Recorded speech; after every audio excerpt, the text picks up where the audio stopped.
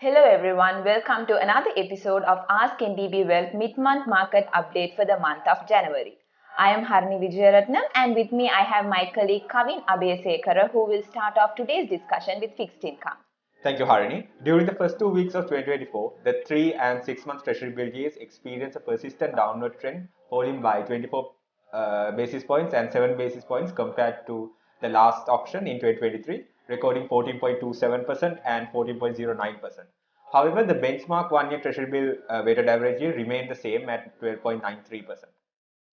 The central bank successfully raised the full amount on offer in this week's auction, but was unable to raise the full amount in the previous week's auction. Furthermore, there was a treasury bond auction held in the second week of 2024 with the central bank raising 125 billion rupees through the maturities of 1st February 2026, 15 March 2028 and 15 May 2030, which recorded weighted average yields of 13.83%, 14.21%, 14 and 14.22% respectively. However, the central bank was unable to raise the full amount on offer in the treasury bond auction. Private sector credit growth for November experienced a negative 3.1% year-on-year decline. However, in month-on-month terms, it consistently maintained positive trend for the past 6 months.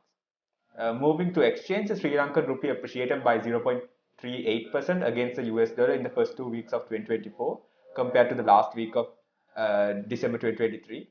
The rupee showed strengthening signs following the funding from IMF, World Bank and the Asian Development Bank in December 2023, and the weakening US dollar further contributed to the strong rupee. The gross official reserves for December 2023 were at $4.4 billion. Tourist arrivals for the first 2 weeks of 2024 recorded 101,000 arrivals, which is a 114% gain compared to 47,000 arrivals in the first 2 weeks of 2023. Over to you, Harini, to start on fiscal. Thank you, Kavin. According to the release by the Ministry of Finance, the government of Sri Lanka collected revenue amounting to 2.4 trillion rupees, a notable rise from 1.6 trillion rupees in the initial 9 months of 2023. The government spending saw a 23% rise, reaching 3.9 trillion rupees during the same period. Despite the increased spending, the overall deficit for the period decreased to 1.5 trillion rupees compared to 1.6 trillion rupees in 2022.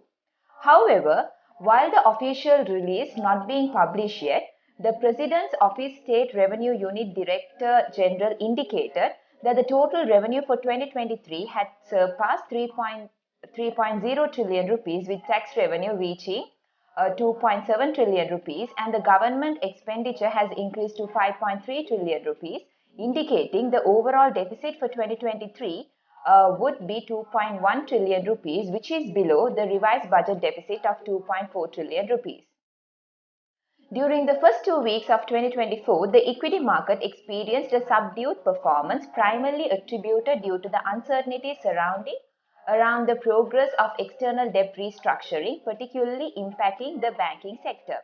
As a result, the overall ASPI declined by 0.4% and S&P SL20 declined by 1.5% compared to end of December. The foreign investors continue to be net sellers during this period and sales amounted to 512 million rupees. On a positive note, CSE has announced plans to introduce 3 new products in the first quarter of 2024, namely infrastructure bonds, perpetual bonds and sukuk bonds, which is expected to increase investor participation in the market. Thank you. Thank you for joining with another episode of Ask NDB.